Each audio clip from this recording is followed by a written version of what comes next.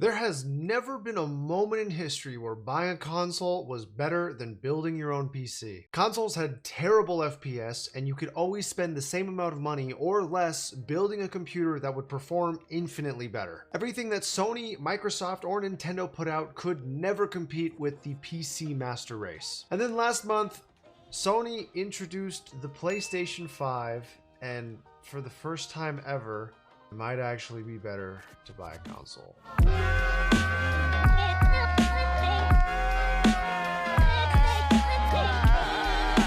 This video is sponsored by Honey. Honey is a browser extension that helps you save money by applying coupon codes to your cart when you're about to check out. The best part is, it's free. Imagine you're on one of your favorite websites about to check out on Newegg, Domino's, or AliExpress. A little box drops down as you're at checkout, helping find you a promo code that applies to what you're trying to buy. All you have to do is click apply coupons and it will automatically search the internet, finding you a promo code. For me, every single time I need to buy keyboard parts off of KBD fans, Honey helps save me money. I add my item to cart, and when I go to check out, I apply any of the coupons that Honey can find me. And as you can see, Honey automatically finds me the best promo code and saves me money every single time I check out. Let's be honest, we all buy a lot of things online, and if Honey can help save you money every single time you go to check out, you are going to save yourself a lot of money. There's a reason they have over 17 million users and have saved people over $2 billion. Honey supports over 30,000 stores online, and by not having Honey installed, you are passing up on a lot of free money. It's free and finds you the best coupon with one click, so go to joinhoney.com/ChristopherYee and install it today. Thanks again to Honey for sponsoring this video. Now let's get back to it. Just so you know what we're up against, here are some of the specs. An 8-core processor clocked at 3.5 gigahertz, a GPU capable of 10.28 teraflops of power, 16 gigabytes of GDDR6 RAM, and an 800 gigabyte NVMe SSD. In English, this thing is badass. Now I know most of you are probably like, why are we complaining about technology getting better? Isn't that supposed to happen as time goes on? Yes, that is supposed to happen. The problem is that somehow all of that only costs $500. For specs that powerful, you would normally find that in an $800 computer. For this video though, we're going to focus on one spec specifically: 10.28 teraflops of power. That is the amount of power that comes from the PS5's graphics processing unit. In case you don't know, a teraflop is a unit of measurement for computing speed. Every graphics card has an amount of teraflops they can output. The equivalent of that power would come from a GTX 1080. And right now, if you try to find that graphics card, even used, it sells for $350, which is basically almost the entire $500 it costs for the PS5. So hopefully, if you didn't already understand the hype behind the PlayStation 5, now you know. It is a lot of performance for not a lot of money. On top of that, Sony has games that are coming out exclusively for the PlayStation 5. So other than the console being priced insanely well, if you want to play classics like Ratchet & Clank, Marvel Spider-Man, and Demon's Souls, and more, then you need to get a PlayStation. So what do? Sell our computers and give up? Honestly, maybe. But before we do that, I'm not going down without a fight. I spent a lot of time trying to find the perfect build. The cheapest yet packed with performance PC that you can build despite how hard it is to find computer parts right now. And I finally think I have something that you guys can build. Just promise me one thing. At the end of it all, let me know what you think. Is this PC worth it? You can leave a comment below, or if you want to have a conversation in real time, you can follow me on Twitch. I go live a few times a week, so if you join my Discord server or have the Twitch app downloaded onto your phone, you'll get a notification for when I go live. Okay, without further ado,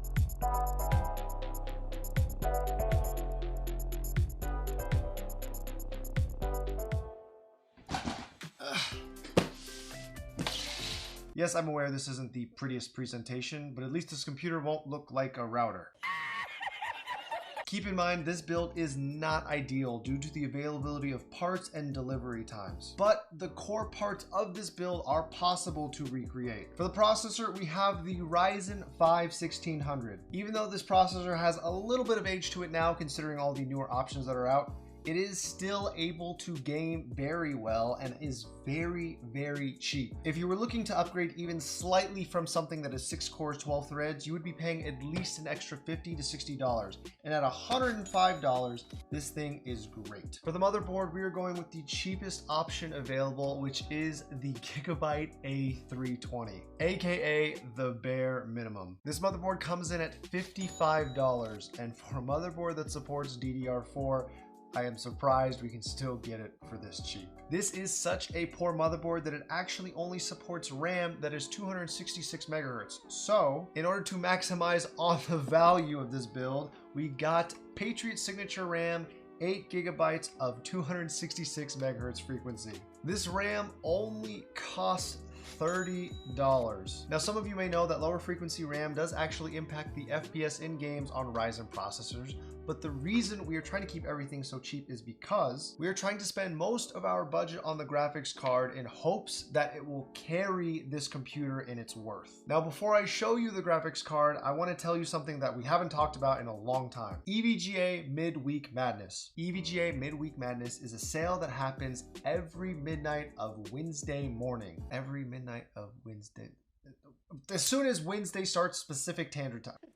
Today, Junior? For a long time, especially considering the current state of things going on in the world, it has been dry. To give further detail, in case you don't already know, it is a sale that is put on once a week by EVGA, selling all of their B-stock products that get returned to them. All of these products are tested, and some of them are just returns that were barely used by customers who purchased them originally. Now, like I was saying, lately, that sale has been absolute garbage. There have been no good parts and no good deals that have gone online. However, these last couple weeks, they have actually been posting a lot of graphics card options for significantly cheaper. There were 2 cards that I bought specifically for this build, and it's up to you to choose which one you would want to go for depending on your budget. Inside here, we have a GTX 1660 Ti as well as an RTX 2060 XC. The 1660 Ti normally sells for about $280, yet this was available for $220. For the RTX 2060, this card normally sells for $350.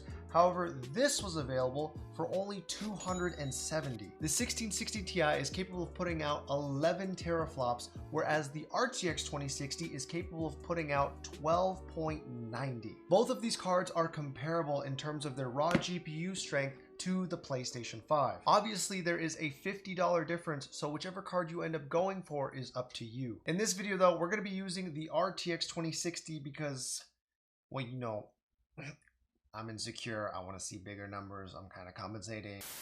For the SSD, unfortunately, we're not able to compete with the 800 gigabyte NVMe SSD, which is insane. So to try and keep things around the $500 mark, we went with a 240 gigabyte SSD from ADATA. It's not much, but it's definitely more than enough to try out a few games. Now, for the power supply, this one's a little bit tough. Most 500 watt power supplies online right now are going to go for at least $60. However, when I was in LA, I picked up a power supply for only $25. Obviously, this is an in-store deal provided by Micro Center, and if you have one near you, then you are able to do this. If you are not and you need one in this price range, then you're gonna have to try to get one trusted from a friend secondhand. Now, lastly is the case. Unfortunately, I wanted to order something offline, and there are quite a few $40 options that you can get sent to you. However, the earliest arrival date of a case in my city is not for another 2 weeks. So I do have a Corsair 275R lying around, which I shattered the tempered glass from, so it's not going to be used for anything else. So I figured I would use it in this video and just call it a $40 purchase because there are plenty of cases out there, like I said before, that you can buy. At the end of the day, the point of this build is to get performance, so I hope you will excuse the look. So if you add all of that together, then you are looking at $555 for this build. Remember, if you go for the 1660 Ti option, then you get it down to $505. I know that's more than the speculated $500 price for the PS5. Again, we are trying to make the best thing that is possible with what's available right now. However, for the performance that is going to come out of this for $550, we're looking at something pretty nice. So without further ado, we're going to start building this thing and see just how good it is.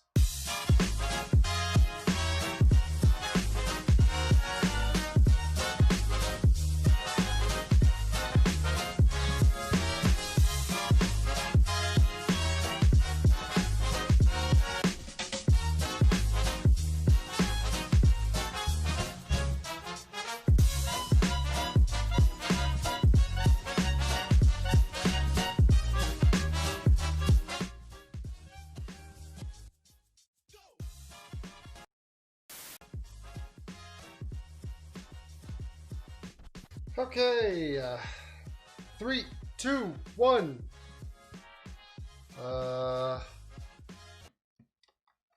Oh, no, no, no, no, no, no. Hey, okay. Woo. Oh, I thought the fucking. Oh. Yeah. Round 2. Okay, so now that we've got some games installed, we are going to try and see what this thing is capable of.